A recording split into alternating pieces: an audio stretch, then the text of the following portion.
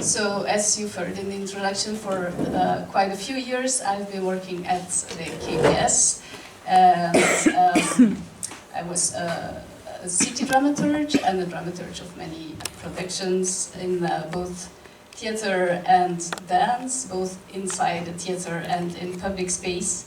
I will just read a bit the introduction from the paper and then move to a more dynamic conversation. So about this time in the theater was I was working on many creations and projects and programs, and a red line, it was often involving societal issues like migration, social justice, police violence, decolonization, and etc. And I was also very much engaged with what we call the big dramaturgy, so that's the dramaturgy of the institution itself, the vision and the values that the institution stands for. And my motto is always practice what you preach, so how can you make sure that it's not just a discourse that you put out through shows, but also how you reflect on your inner workings as an organization on all levels. And of course, I experienced the friction that many artists and activists face. The very patterns we challenge in the outside world, hierarchical, colonial, competitive, or extractive power dynamics, often resurface within our own creative processes and social movements. In spite of all intentions, there is often a gap, a dissonance between our critical awareness and our intentions, between our critical awareness and our conscious intentions and the way we behave, towards each other, but even towards ourselves. So for me, this gap points to the influence of the unconscious, of internalized patterns, and it's what could be called like the ghosts of modernity coloniality. So the concept of modernity coloniality, I am much resonating with an author called Vanessa Machado de Oliveira, and she published a book called Hospicing Modernity, which recognizes that this whole modernity coloniality complex, it's something very, very deeply ingrained in our mindsets, whether you come from one side or the other. There is a type of systemic crisis going on at the moment, that this paradigm is dying, but it's still so potent and it's still so much inside of us that we better take care of how we let it die. So the concept of hospicing, like palliative care, how can we, each of us, go inside to see this dying paradigm, to give it the necessary care so that something else can be born, that we kind of midwife a different future and a more interconnected future. So it's also close for me to Adrienne Marie Brown's concept of fractal change. She says we will not be able to claim something as a collective that we have not been in the practice of claiming for ourselves, in our bodies, with our time and with our decisions. So my practice has therefore fundamentally shifted to include the inner territories as a crucial site for artistic inquiry. And in that, what has helped me a lot is somatic practices, body work, and also dream work. And then I ended up in Mallorca. When people ask me why Mallorca, the only answer I can give is like, there was just a call from Mallorca. I was there on holidays, not planning at all to move there. But from the first night that I was there, it was just clear. It was kind of welcoming me. So that's the answer why Mallorca. And of course, this radical change of environment, of landscape, from the city of Brussels with all its complexities, all its diversity, and all its layers of realities, to a very rural area in the heart of Mallorca that's also quite protected from the mass tourism that's invading the islands, brought about big changes, like slow changes, because it was also about getting out of the rat race, getting out of the big production machine that a theater can be, especially these big institutional theaters, and slowing down and taking distance and making space for new things to emerge. Quite quickly, I've met wonderful people. I was not at all looking for the art scene or the cultural scene, but I was even really consciously trying to stay away from that. But through other ways, my paths have crossed with Tomeo and Vega, who are having a wonderful space in the heart of the islands. I think this is the view that you see from your house, right? Yes. And it's in close to a municipality that's called Lloret de Vista Alegre, so indeed the view is very joyful. And this is where the geographical center of the island is located. They have a stone in the woods that points the middle of the island. So it's the center, the geographical center, but it's also very much the margins, because it's not so easily accessible with public transport. There is, it's not like a Palma or one of the other poles of attraction for people, but it creates this amazing, peaceful setting where I had the opportunity to dive deep into my artistic research around what I call then dream dramaturgy. So what I do very quickly is I create spaces where people can share their dreams, and then through guided somatic and creative exercises, we give them a body, a shape, or a movement. We are not interpreting or analyzing the dream, we are really embodying its energy to co-create with the dreams. And that's something that can be done in one-on-one sessions, but it's also very beautiful to do it in a group setting, because there is a collective unconscious and a collective intelligence that is activated and shared that really brings everyone elsewhere.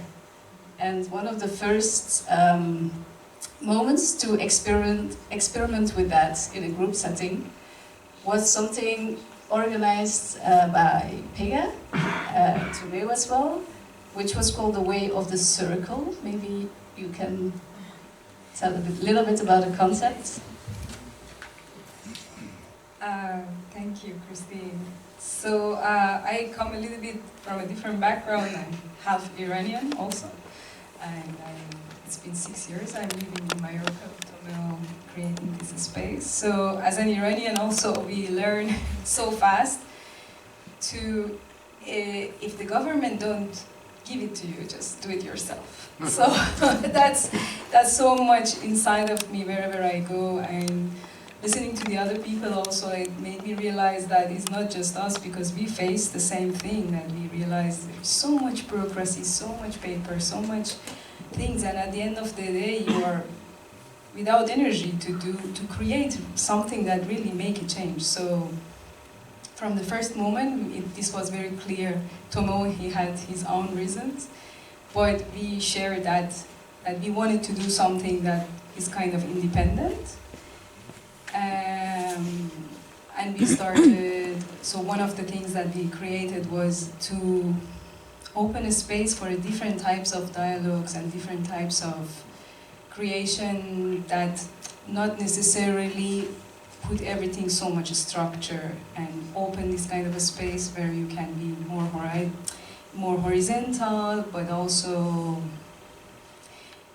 open to the past and future at the same time. Like, one of the things that we value a lot is the ancient wisdom, not just from Mallorca, also from different places of the world, from Iran also, and but also very much open to what in this present moment wants to present itself, what authentic moment wants to bring for us about. And this way of circle very much was like that for me.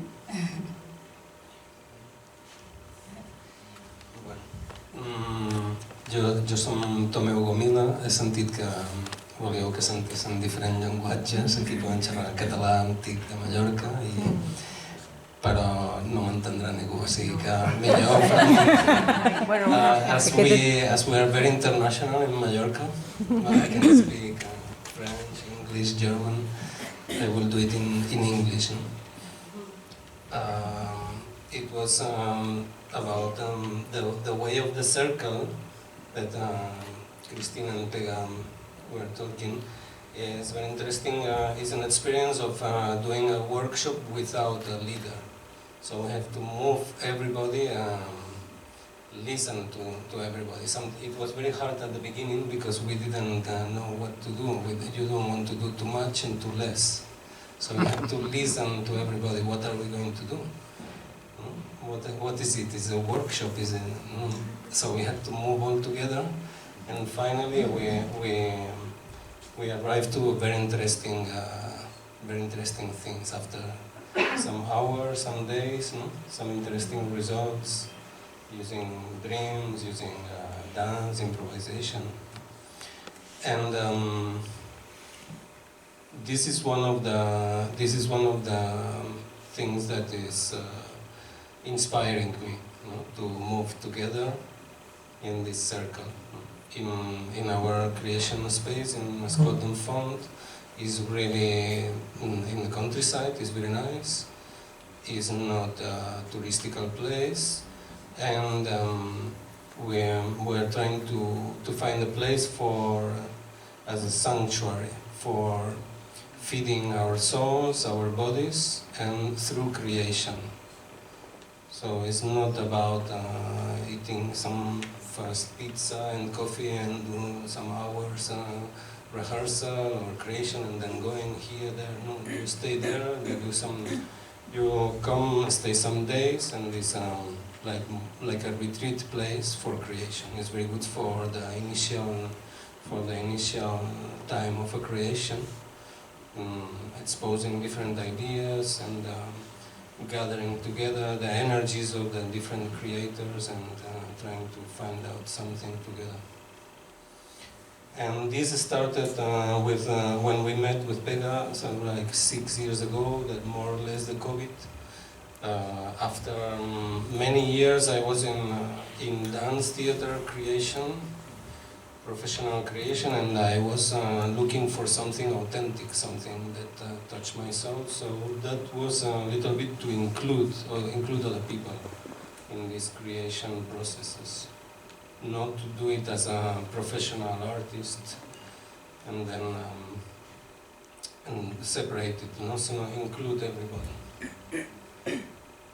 So, do you want to know something else about the way of the circle? Yeah, well, I've put an image with it because during this 3 days we didn't make much images because we were all so much into it, and it was really like this beautiful concept, a circle, as a very open invitation to people to bring their own thing in the circle without taking the lead, but just we started in a way like each of us proposing something to the group, and then it's blended very well after a while. And this image of an artist called Untitled Chapter for me represented really that moment that that by visualizing a circle and by also the Sufi practice of saying one of the divine names that represents this circular and horizontal concept, that really created like a very strong bond between us, and it's something that you can not imagine on beforehand. It's really an example of these things that emerge. And I proposed then my methodology of dream work towards the end of the creation of the 3-day retreat, which for me made that it's what happened there was first a conversation around one of the dreams that we chose. It was a dream by Tomeo called A River of Giants. And we had the first part of the dream work, which is conversational. And then we went into the embodying of the dream, which is not illustrating, but really just letting the dream work through the body. And everyone was kind of in their own trip for maybe it was an hour, I'm not sure. Dancing, making music, singing. Yeah, it was like a performance that happened in the moment, a very intuitive performance without an audience. But with a lot of things that happened and that we have discussed about a little bit afterwards. When it was over, I thought like, okay, we don't have any image, let's try to just make one image, and we set in those poses with material that we had been using. So just to have a souvenir, and these words around, or I think your associations also, we had the Nile coming up for several of us. There was this connection with very, very ancient practices and ancient experiences, and it's also, like Pega already said, a characteristic of the place that a lot of people are invited that carry ancestral techniques. For example, a Japanese master in Japanese shamanism, that's also the origin of Buto dance. I met him in Es Clot and Font, where he gave a workshop. There's people coming to teach Georgian singing, and of course Pega herself is very rooted into Sufism. So I don't know if you want to say something about that. We did a workshop with Shigemi Ida. Actually, he was studying Buto dance with Kazuono for a long time, and then became his translator.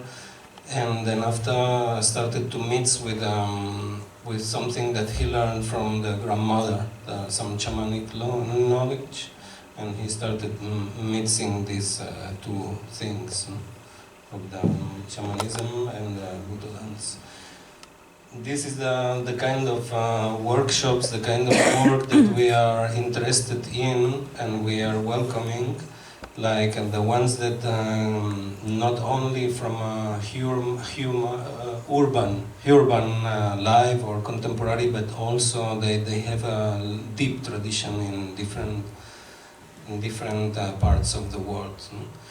As we invited a woman that studied the raga of India, of the north of India, and she was introducing us to a very, very specific ragas of the north of India that they are singing during the night time. So we did a workshop on the night ragas. And then we do also this workshop on polyphonic singing from Georgia, also exploring the vibration of the body, and is also related to the old the shamanic knowledge of Georgia. When I say shamanic, I'm not talking about Medicina de la Tierra, the South American shamanism, but the Asian shamanism, more ancient, I would say. Also, we are with Pega. We are driving these Sufi ceremonies with whirling, or the dervish whirling. We gathered some musicians. We did the last one in Granada, in the mountains, in Alpujarras, with 15 musicians and many people that was gathering the whole night for dancing and whirling. Yes. Yeah, I think one of the things that for us is very at the core of all this creation is because, as also the others, they were asking why we are doing art, why is the reason like we need to express these things. I feel like in a very core of it, art also can be for a release, emotional release, that in modern society more and more I feel like has, like there is less spaces that we can do that in a collective way, where we feel comfortable to do it. We don't feel that it's something that we need to be ashamed of. It's just something that is so natural for us to release that, that moment, and art is one of the best way to do it. So this kind of context of using ancient wisdom very much offer that kind of spaces, and that's why we are so much you know, moved toward it, and we feel each time that we do it, we feel what a beautiful and big impact it has with us, ourselves, and everybody who was in this kind of activities with us.